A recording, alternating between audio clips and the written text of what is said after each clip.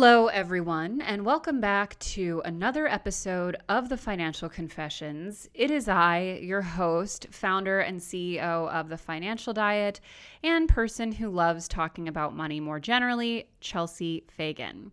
Today, we're doing an episode that I am both very excited about and maybe a little surprising to some of you. A lot of you who have been watching our YouTube channel or generally engaging with the content that I make are probably aware to some extent that my husband and I are very much child-free by choice. We are living that life. We are laughing and loving in that life. Quite a bit less so right now with both a global pandemic and him being booted out of the country for the past year. But nonetheless, we are definitely on that particular journey. But I am also someone who absolutely adores children and is moreover very interested in the ways in which we talk about mothers, become mothers, treat mothers, and generally sort of think about mothers in our society. As of fairly recently, I am finally coming into the role I was born to play, which is to say the cool aunt to my current only niece, but soon I'm sure there will be many more behind her. And even that has been sort of an interesting journey just in terms of figuring out my own role within it and realizing the ways in which it will change my life and change the ways that people interact with me. Obviously, for the mothers in our society, that's times 1,000. I'm also someone who's always been very interested in non-traditional motherhood, specifically around things like adoption or becoming a foster parent. It's something that my husband and I are much more agnostic about when it comes to a little bit later in our life, when at minimum he's back in the country and we're even able to think about things like that. But that is also something that is both for many of us shrouded in mystery as a process, but also extremely expensive for many people who want to go that route. We live in a country that offers very little in terms of maternity leave, subsidies for parents, childcare, and even less so for parents who become parents through alternative means. So I really wanted to bring on someone today to talk about the costs and the experiences and sort of the cultural view of motherhood, but who could do it through a unique perspective that is very inclusive of mothers who are not biological. My guest today is Brandi Ebersole. She is a writer, a blogger, a communicator, and educator all about motherhood. She is both a mother through adoption and she is a mother biologically. She's also herself an adoptee, so she has quite a lot to say on the subject from all sides. She's also a photographer and takes many beautiful photos on her Instagram, which we'll link you guys to. And I'm very excited to get to talk to her. So without further ado, please welcome to the show, Brandi Ebersole. Hello. Hi, how are you? I'm great. How are you? I'm good. Thanks for having me. Thank you for being here. I'd love to kind of kick off our conversation with just kind of a quick talk about your story, both as an adoptee yourself and as a mother, both adoptive and biological. Yeah, so I was adopted internationally. When I was 6 months old, I made my big flight from Korea to the United States. I grew up in a predominantly white community, so there was a lot of bumps and bruises along the way, being that I was transracially adopted. So both my parents are also white. And yet there was this sense of resiliency that was still held in my story and who I am.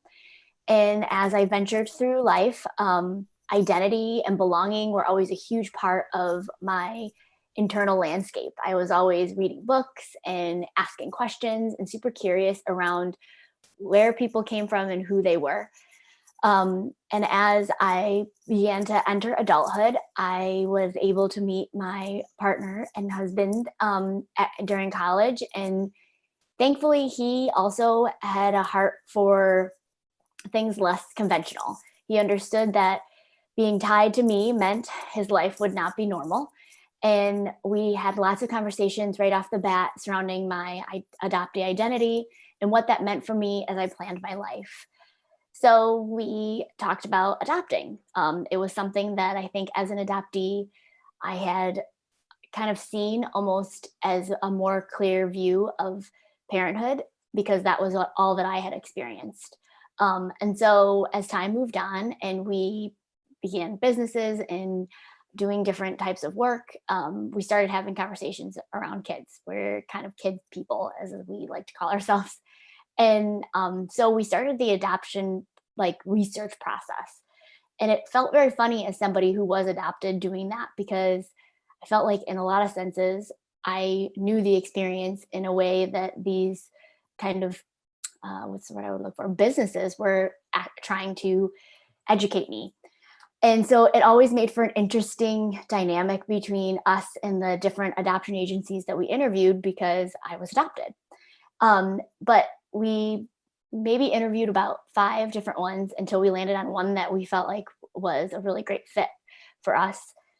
And so there's a process around privately adopting that you have a home study, which is like basically a legal document written about your life and who you are and who your partner is. And then that document is written so that it can be taken to like court eventually as you finalize your adoption. So we had our home study written, we took classes, we were doing all the different pieces of putting the puzzle together. And private adoption usually takes, I don't know, 3 to 5 years. And however, when we finished our home study and it was all written and all of our education pieces were done, 3 weeks later, we were called for our daughter. And what that kind of entails is, for us, we got to get to know her birth mother, or at the time, her mother, and hear what her story was and where she was and what was going on for her. It was a very emotional time for me as an adoptee, because I don't have any connection to my biological mother. But it was really apparent that this connection between my daughter's birth mother and I was really special, because she also is adopted. And so we had some sort of just currency between us that made a lot of sense. And so, yeah, it was a really special and emotional time. She was so kind and vulnerable with us to allow us in the room when our daughter was born. And since then, that's kind of how our relationship has always worked. It's very vulnerable. We're very open. And my daughter knows that she has 2 moms and 2 dads. We've had both of her biological parents to visit at our house, and we go down to visit. The pandemic has, in a lot of ways, stopped a lot of that. But as an adoptee, I just know the importance of identity.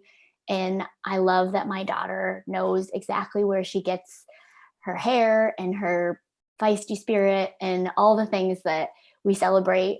And I love that we can share her with them, even though their circumstances at the time did not lend them to choose to parent.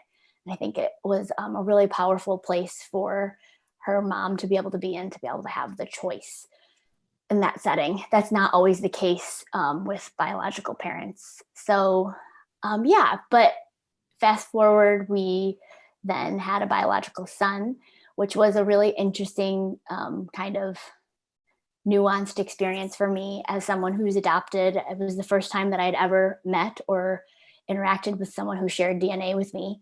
And so there was a lot of internal work that I had to do surrounding that, but he's great and fun, and his sister's best friend. And then during that time, we really realized, though, that the business of adoption can be very unethical and incorrupt. We know that the adoption agency that we worked with to adopt our daughter really did not treat her biological mother very well. There was a lot of promises on our end that things were going to be a certain way, and that is not how it was. And so with that and our continued heart toward growing our family and kind of understanding that there are always going to be kids in situations that need a less conventional landscape, we started to really research and get to know what it meant to be a foster parent. And so, yeah, it was kind of like natural for us to go that way. I think I had grown and understood so much too of the need for adoptees to be connected to their biological parents. And so foster care's main purpose is reunification and to keep families together and preserving them. And so we were like, this is great. We love biological parents, and we see the ways that if we could be a tool for them, for parents that are in need, that it would be something that we could do. And we kind of, so fast forward, we again, you do a very similar kind of education and home study when you become a foster parent. But the big difference between privately adopting and fostering is a government run program that is through your state here in the United States. And I think it's different in Europe and other places, but obviously my experience is working within the US. And so here in Massachusetts, it's completely free, but your purpose is to be a resource to these families until they can hopefully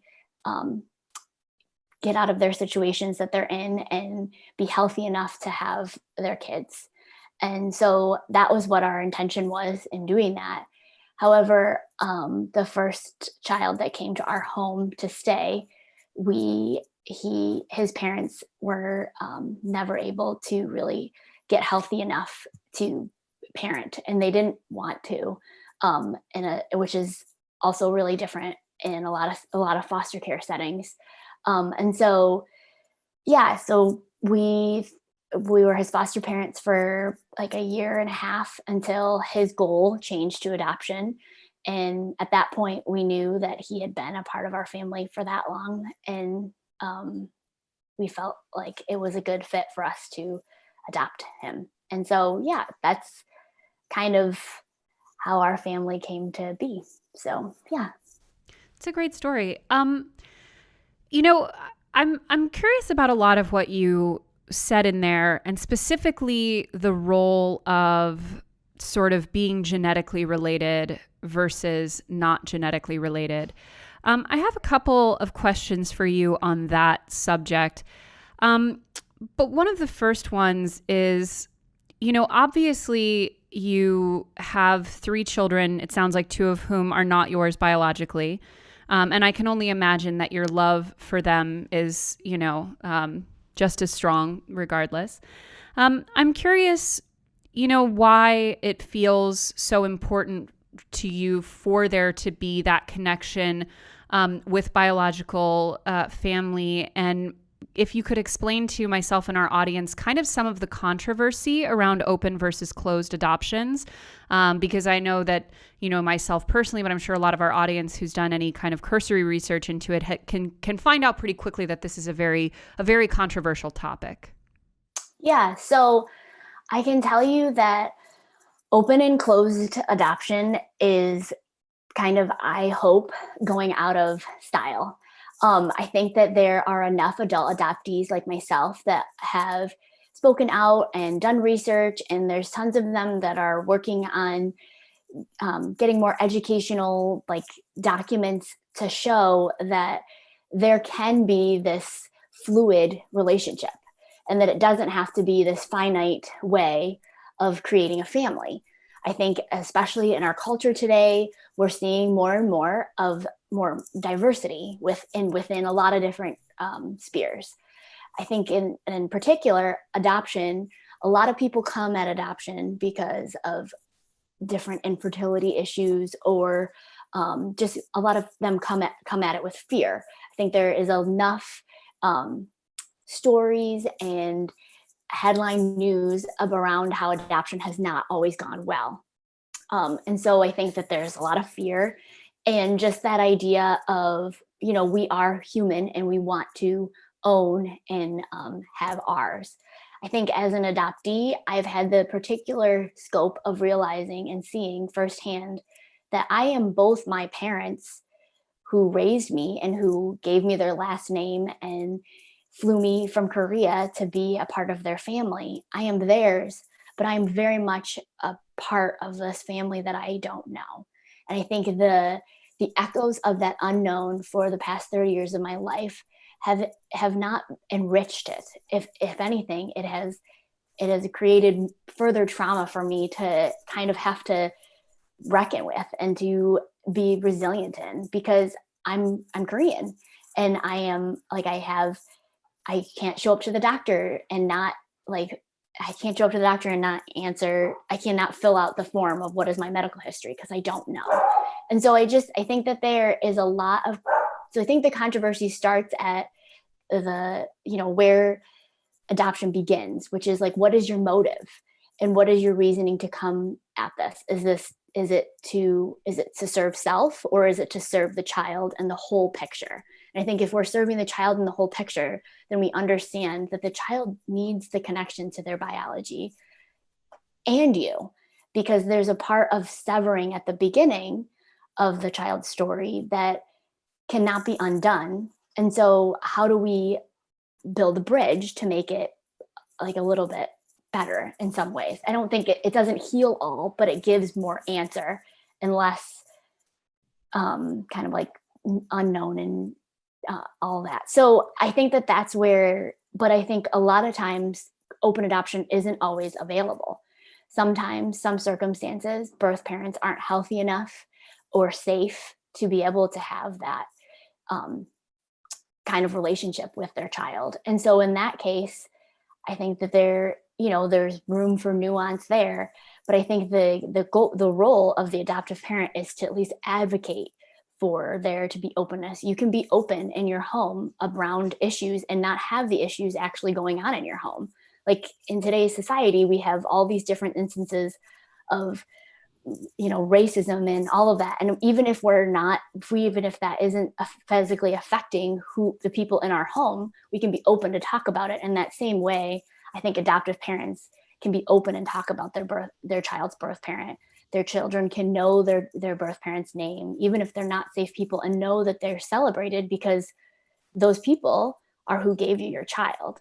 And I just think a lot of times it's I think the root of why it's a controversy issue is fear and unknown, mm-hmm. when in reality, I think that the adoptee, when it becomes an adult, will advocate to know, because we all are curious about who we are and what made us the way we are.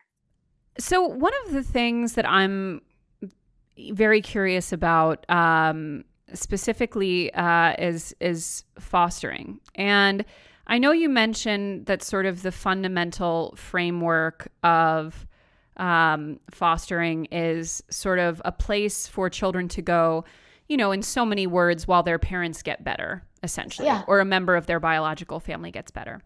But when you research fostering, or you go on the forums, things like this, a lot of the times you'll see two things. Foster parents who will say, you think it's fostering, but a lot of times you're going to end up adopting the kid. This happens all the time. Or also, there being great kind of controversy or pain around where the child ends up placed one way or the other. And when you see it from the outside, when you're reading about it, it seems like a system that's very difficult to understand and, doesn't always necessarily seem to be totally, always operate in the most ideal way. Can you give a little bit of insight to our audience who might be interested in the foster system, sort of some of the myths versus realities, your experience of it, and, what your perception of it overall is for someone who might be getting interested? So you're right. It's not a myth that it's disorganized and at times can feel kind of like a puzzle that is hard to crack. I think that there is something to be said about the funding that is lacking there in terms of our government. And so social workers are overworked and underpaid. And so kids are not always taken care of in the best manner. However, I think it's a myth that all these kids are broken and hurting. I'm not saying I think all adoption, there's trauma, and I am not saying to go into it ill-equipped and unaware of where these kids come from. However, one of my best friends is an adult adoptee who was adopted at 4 through the foster care system. And she is one of the brightest, most savvy, and runs her own business. She's an amazing person. And I think that the taboo view of foster children is that they have run away from home, or, they have all these things stacked up against them when they're just kids too. They just haven't had the privileges that the rest of us get to have all the time. And I think it's a myth that all kids do end up being adopted. that was a part of the story within my family. However, we've had other children in our home that have either reunified or gone back to family of kin. And so it does happen. However, I think what is also a reality is that the broken system plays against even biological parents. I think that the stakes that are stacked up against them are good because they're trying to keep these children safe. However, oftentimes, it's harder on them than it often needs to be. So because they're kids and they love them. And being a mother myself, I have so much empathy for parents of kids who are currently in the foster care system.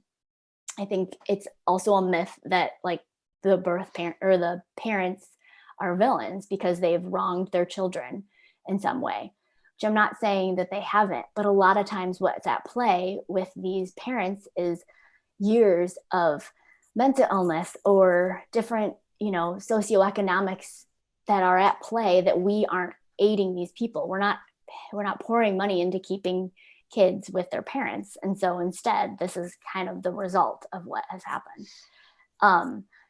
But I think it's a myth to stand on. I would encourage your audience to not stand on the sidelines. There's so many different ways to get involved in foster care. You don't have to have a kid in your home. You can expose yourself to these awesome kids by volunteering and doing different, they put on different events for these kids to give them kind of like a childhood, like spend an afternoon with them and they will change you. That's basically how it kind of rolled out for my husband and I as we began to do photographs for kids in waiting, which is also a reality in the foster care system. In every state, there is a huge list of kids that are just waiting for a home. And you can find their picture on websites. And I think what is hard is the society's desire is for everyone to get a baby. And so we don't take the time to get to know all these other kids that have maybe had to have removals at different points in their lives. And so they're on these lists. But all that to be said, my husband and I were exposed to these lists of kids and we gained a heart by just volunteering and taking photographs at these different events. And I don't know, if they change you. It's really awesome. And they're resilient and they're fun. Like they're people. So yeah. I'd love to talk about the finances of the 3 ways in which your children have come into your life. Can you talk to us a little bit about, and please, we encourage you to share any numbers you feel comfortable sharing, but the costs of bringing your adoptive child into your life, your biological child, and your foster to adoptive child? Yeah. So our eldest daughter was privately adopted. We were originally with an agency that had given us a like $30,000 kind of like tag. What ended up happening with us is there was our daughter's birth mom was considered like an emergency case because she was going to give birth in 3 weeks. And so they sent our profile over. So then we ended up being kind of networked with another agency. So our bill went up even higher. I think the number was around 45 to 50 by the end. That didn't even like include all the travel expenses and all that. Now I say all that with hesitation because I would do it all over again. She's my kid. However, I think that there's something to be said about taking the time to ask your agency exactly what are all of these costs for. We didn't have the luxury or the time to do that. We knew what that was for the agency that we had chosen originally. We knew the different amenities and things that they were going to be giving to birth parents, and like for follow-up for us and how that worked in terms of legal documents and different things. We didn't know that about this other agency. So, and the best way that we were able to do that was pre-adopting. We had filled out tons of forms for different grants and we ended up taking a personal loan. And so that's how the finances kind of shook out for that. And then for our biological son, I mean, with both cases, there's all of the, buying bottles and diapers and all of that Sure. stuff. But in reality, I don't think, I mean, I saw a chiropractor during the time that I was pregnant, but other than that, like it was under a health insurance, and so all of the regular amenities were needed to be paid for to have a child. And then now we're obviously paying for childcare and different things as time moves on. But original cost, it wasn't, it wasn't like a big bill in the sense of private adoption.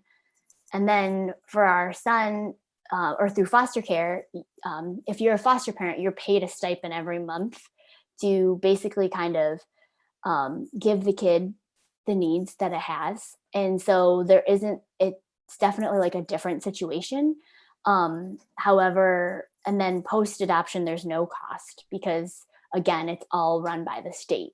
So it's much different. However, yeah, I think that again, all of the like regular expenses to parenting a child. So food and diapers and all of that are still a part of that, but it was not a ticket price like a private adoption, or an international adoption is also very similarly scaled as a private adoption is. So as women are having children statistically later and later in life, more and more women are seeking alternative fertility treatments and ways to sort of prolong their ability or sort of intervene on their ability to have a biological child. And a lot of women who may be having serious difficulty conceiving a biological child or carrying one to term resist the idea of bringing a child into their life who is not biologically theirs, even in the face of, mounting costs or difficulties with biology. What would you say to women or to families who feel scared or hesitant or unsure about possibly pursuing the route of bringing a non-biological child into their life? I mean, I would probably start with saying the hesitation is good. I think that there's a part of it in which it does take a particular type of person to adopt a child. I think that there is a real reckoning with who you are and how you work. And I know there are stories where it wasn't the best fit. I think that it's okay to have those questions. However, I do think that motherhood comes at all of us in different ways, or fatherhood or parenthood comes at everyone in different ways. And so to also trust the process, that there is this, if you can have conversations and begin to understand and to expose yourself to these different types of families. I mean, the love within my family is not any different than our best friends' family who have kids all the same age as ours, but they're all biologically connected. We have dance parties, we go on trips together, we love each other, we talk about hard things, like, though that's all a part of our reality. However, I think there's a lot of fear when you become a parent. There's a lot of fear about what's inside of you that's going to come out, because these little people challenge you in ways that you've never been challenged before. And I think it's a particular place when it comes to parenting a child that's not from you or looks like you, or there is this particular reflection that you need to have about yourself before you can take a step forward. And so my biggest advice would be to, yes, be real with those questions, but don't not take steps to expose yourself to what these families are like. And try to imagine outside of the box of what you think your family's supposed to be like. Take the time to reimagine what your family can be like. And I think a lot of times we have small views of what that will be like, when in reality, I never imagined my family story arching out to so many different places. I think I just imagined adopting and having kids, but now we have this rich family. We have family all over the place and from all over the place. And there's something really beautiful that we're all connected in this way that would never have happened if we didn't give it a chance. I also feel that we have a tendency as a society to overstate and over sort of scrutinize the problems that arise in adopted children and sort of negate the fact that plenty of biological children have all kinds of troubles with their families, with their development, and that having a child, no matter which way you have a child, there's never a guarantee that it's going to be a seamless experience or turn out the way you thought it was.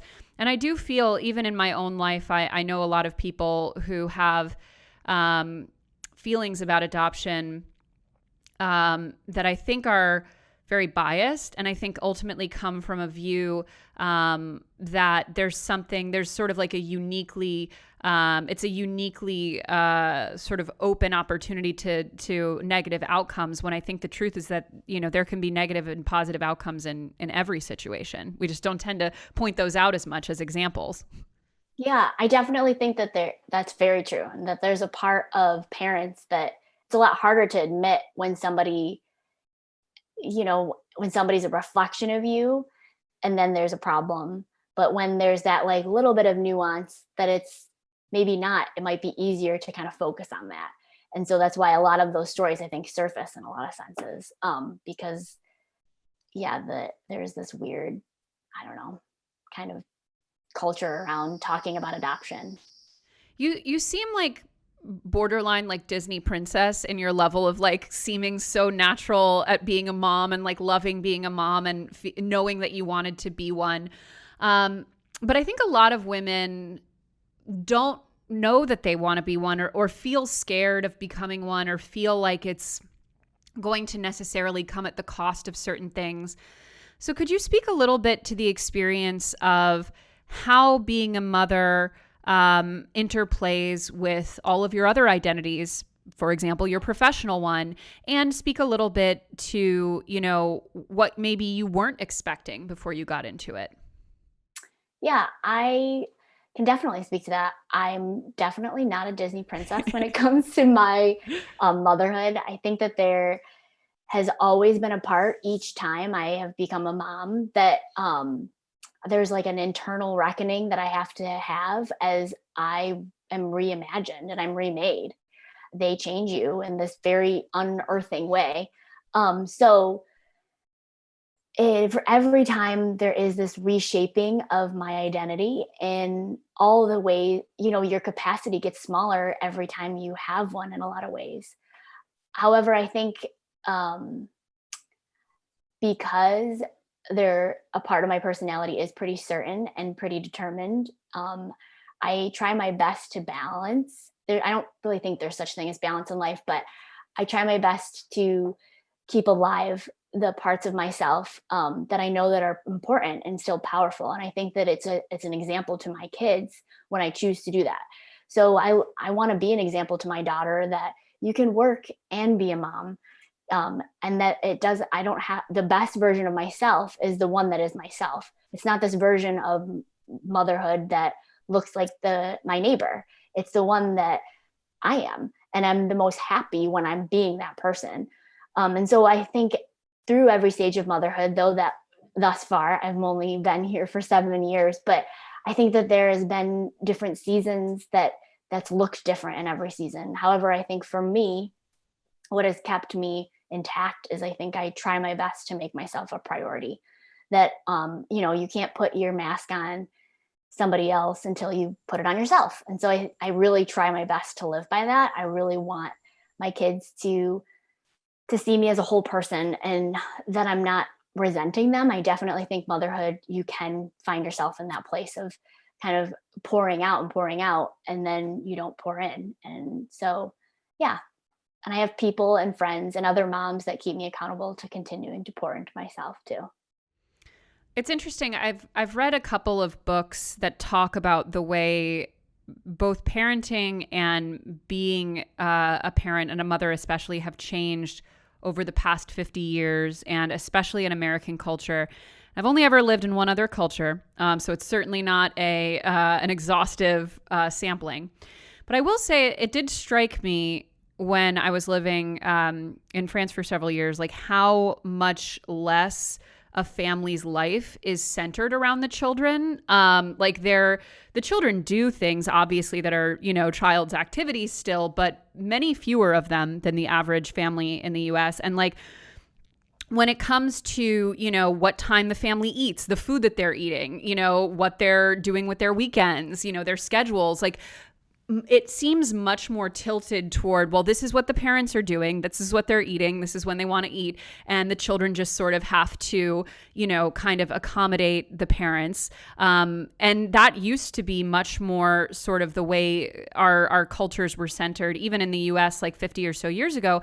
And I do think now, especially if you have more financial security and therefore can afford to, put your child in all kinds of activities and schedule them for trips and, this, that, and the other, that we're increasingly kind of creating a dynamic in family life where the life is really kind of centered around the child and the child's schedule and the child's culinary desires and their weekend activities and all of that.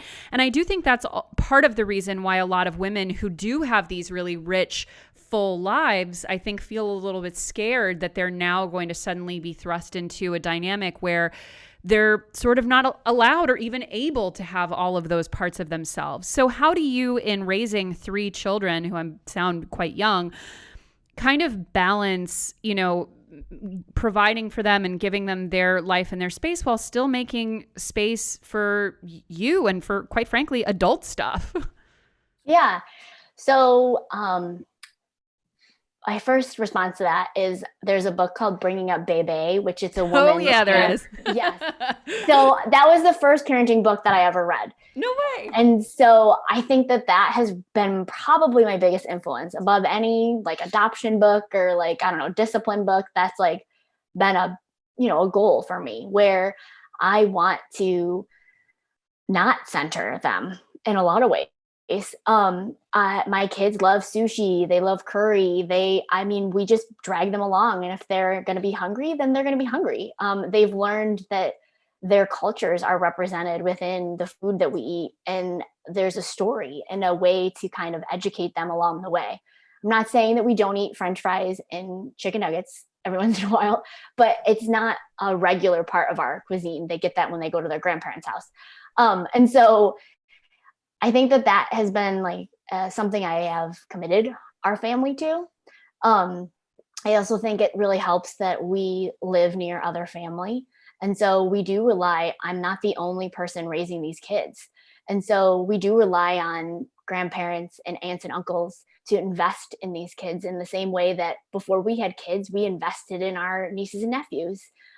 There's a part of that I think is really beautiful, that I'm not the only woman that's influencing my daughter, or I'm not the only woman influencing my sons, that they get a wide scope and a wide view of what this looks like. And I can tell you that that's how I find time for myself. And I think also giving my partner and I having the understanding that this is a partnership, that he's very much gets offended when, people even kind of note at him that he's watching the kids, because he's like, I'm a parent, I'm not watching my kids. And so I think that It also helped that we had from the get-go kind of had that concept and understanding between the two of us. Now I think, and it's also, I think a lot of times I have to resist what American culture says about women, that I don't have to have all the baked goods for school. I can walk in with my Oreos and that's fine. Like, I think that there's a part of that where I've had to just really get confident in who I am, and that my kids may feel differently, but hopefully I'll be working and I can pay for their therapy eventually. I think that is kind of where my parenting lies. So that's how I make time for myself. That Bringing Up Bebe, man, that thing made some points, I will say. Yes, it does. Definitely. And I also don't think, listen, I'm no child psychologist, but I have been a full-time nanny to many, many a rich family. And let me tell you, I do not think it's doing the kids any favors to be little princes in their kingdom who get completely catered to at every moment and get to eat whatever they want and watch whatever they want, and their parents are just shuttling them around, or the nanny is shuttling them around. Yes, exactly. I don't think that makes you a better person. But I will say the gender role thing that you just touched on a little bit with your husband, I think that's also probably one of the biggest, because I think one of the biggest tensions in sort of today's society as it pertains specifically to gender roles and parent roles. So we obviously see this borne out in the workplace. So for example, as a lot of our audience probably knows, men who have children are statistically going to earn more over their lifetime. It, really plays into how they're perceived at work. They're taken more seriously. They come across as older, more mature, all this stuff. Women systematically take a hit, and it increases with every child they have. They're also constantly sort of the ones expected in an unspoken and spoken way to be taking on the majority of the responsibility in terms of time, in terms of energy, all of that kind of stuff. So in many ways, I think one of the biggest problems is that in heterosexual couples who have children, we're really kind of setting the woman up to fail in a lot of ways. And I do think that we need to put more emphasis to all my, heterosexual ladies out there who are considering marrying or even just moving in with, or God forbid, having a child with a man. Do more serious vetting in terms of the type of partner he's going to be and the extent to which, as you said, like he's not like watching his kids. He's not like babysitting his own children. He's like doing the fundamental work of being a father. So I'm curious how you kind of came to be sure that your husband is the type of man that you felt comfortable being a co-parent with. Yeah. He was a really good uncle, and I saw that, and I knew that he loved getting on the ground and playing with them. He babysat them before we were dating, and it just kind of came naturally to him in a lot of ways. I was in the heat of a lot of my sociology classes when we were dating. And so it was always on the table at dates.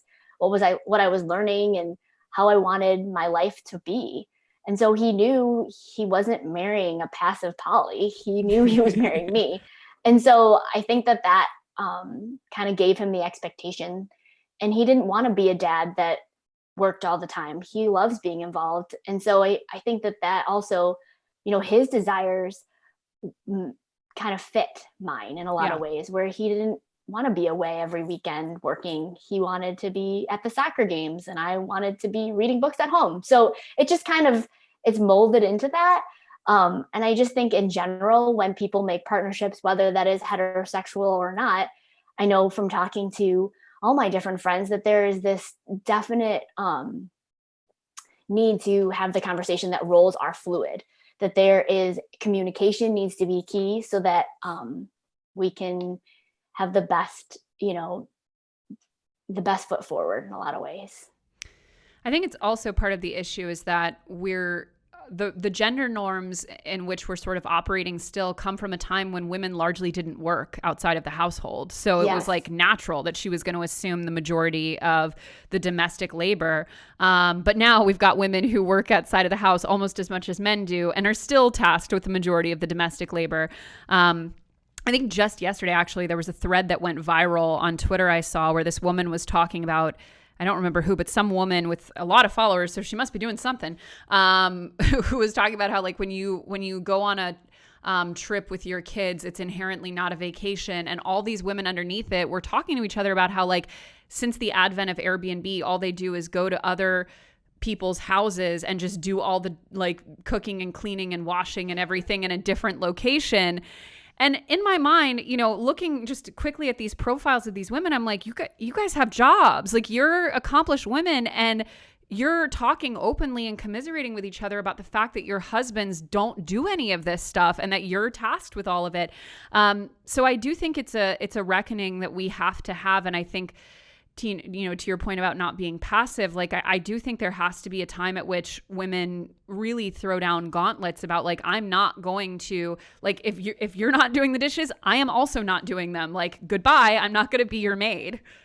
Yes, very much so. And I mean, but I think I have to give credit to my mother-in-law, right? Because I think she also didn't shy away from teaching her sons how to wash a bathroom and how to fold laundry and how to do all those things. And those were all a part of my husband's upbringing. So he was not treated like a little prince. And so he didn't expect that from me.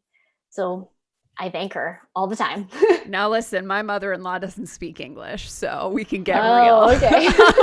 My mother-in-law did raise her 3 sons to be little kings. When we go to their house, she still does all of their domestic labor.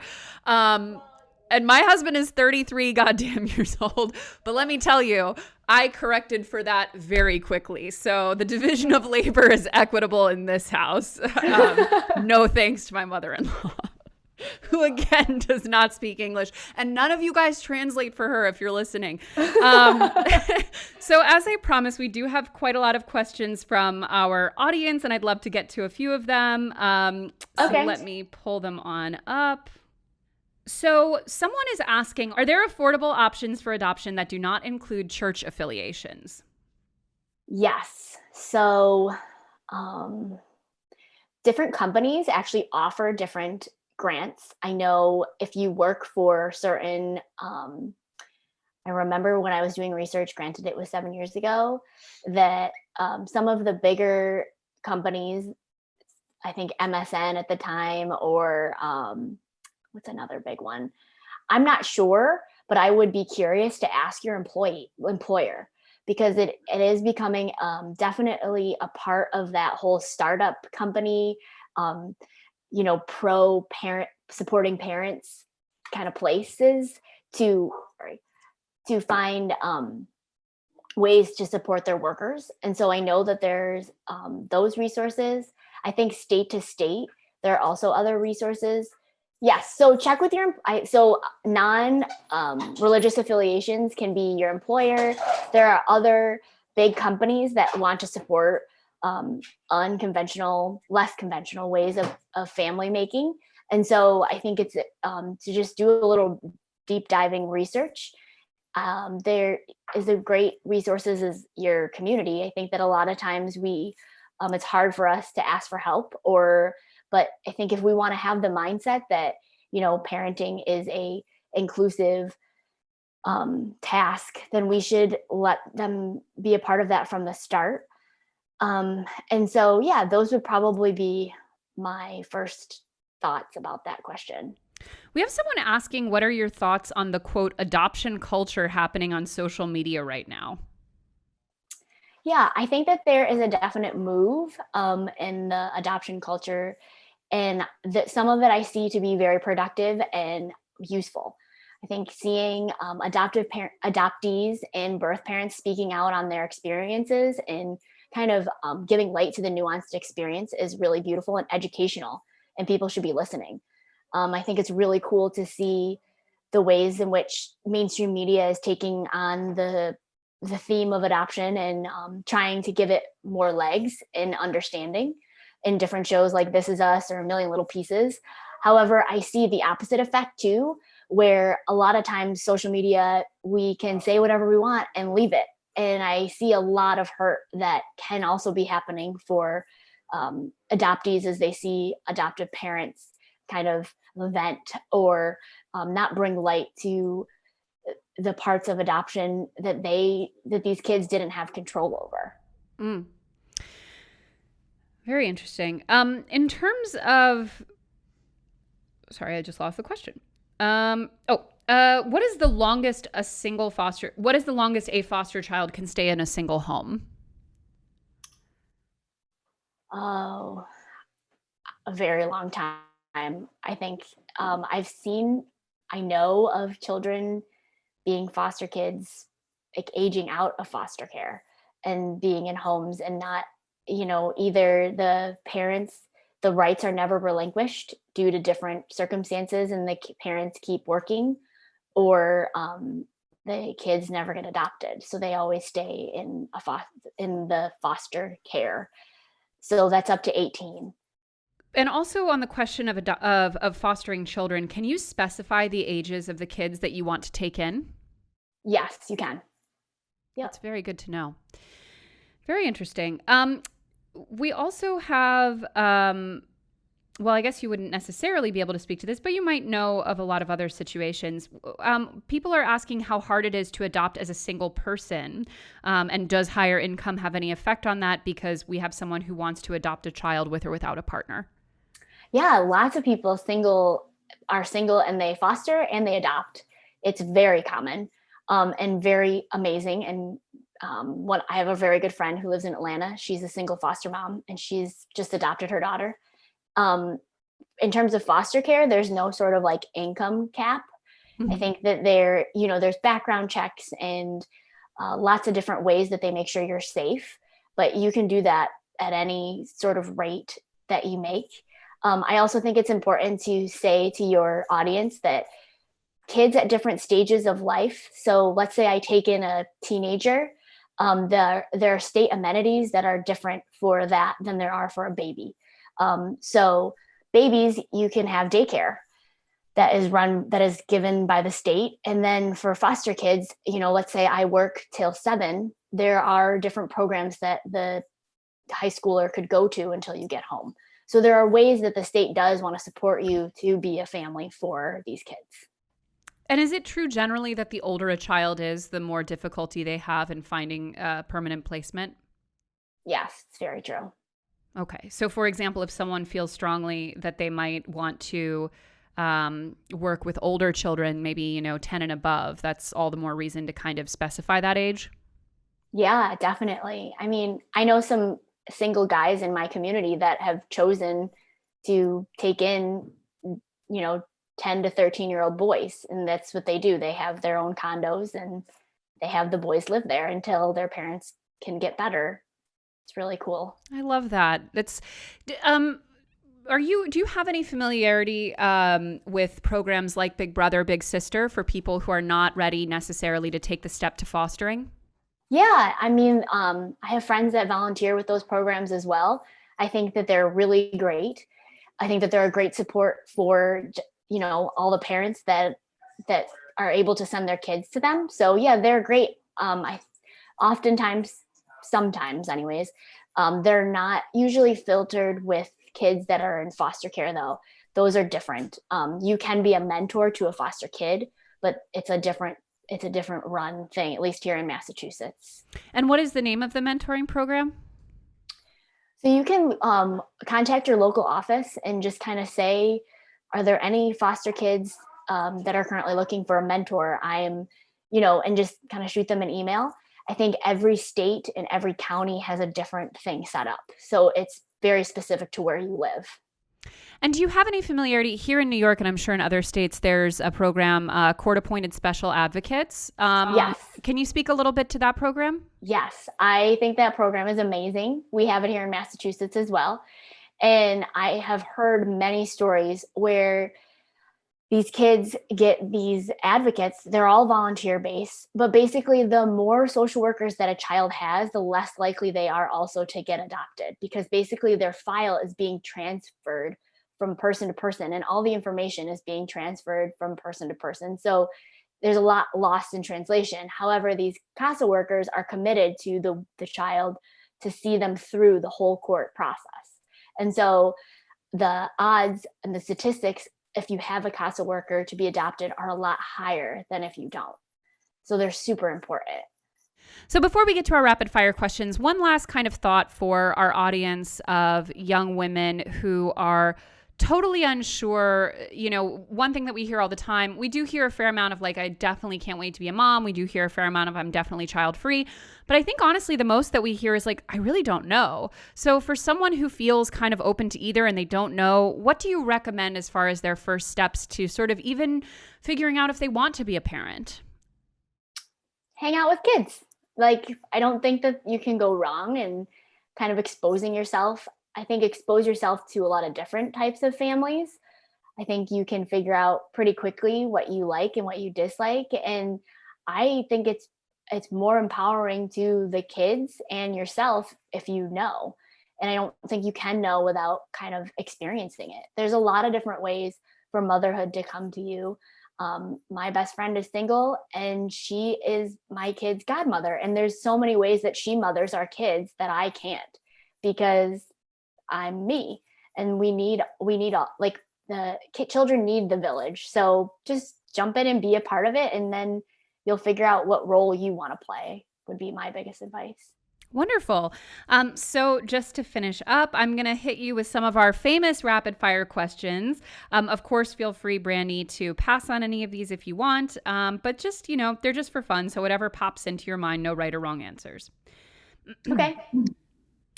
What is the big financial secret of your industry? And in this case, we'll say adoption.